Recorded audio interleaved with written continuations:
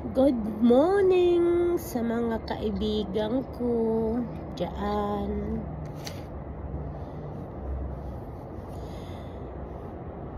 Patawad muli ha, hindi ko pa kayo napapanood. Kasi last 3 weeks talagang nabisi ako. Dahil sa mga taong putak ng putak, nananakot. Alam nyo, dito sa Australia, hindi mo pwedeng gamitin ng isang tao na sasabihin mo na, sige, magsusumbong ka sa pulis. Ano naman ang isusumbong mo sa akin sa pulis? Putak ka ng putak, inantay kita ng mga ilan linggo. Ay hindi ka naman wala naman sa akin pumunta ng pulis o kaya inunahan na kita. Putak ka ng putak.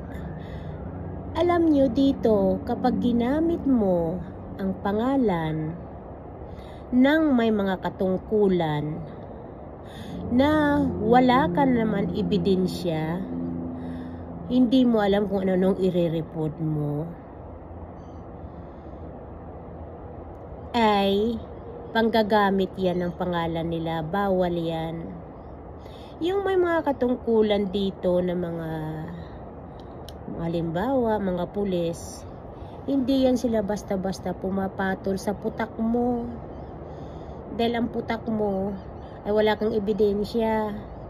Sa illegal na ginagawa mo, palagay mo kaya ay kakampihan ka ng pulis? O ayan,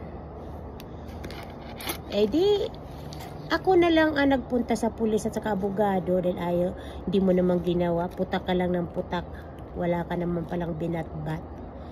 Kaya ayusin mo yung ayusin mo yung pananalita mo, kasi blackmail yan. Pagba-blackmail ng isang tao at paninira ng reputasyon ng tao. Sino ngayon ang nasira ng reputasyon? Kaya huwag mong gagawin yun. Baka tubuan ka pa ng maraming bangaw sa mukha mo.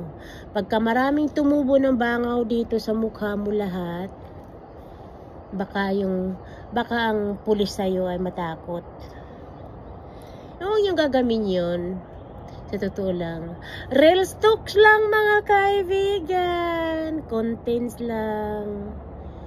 Tuk-tulaok, putak na putak ng asong ulol.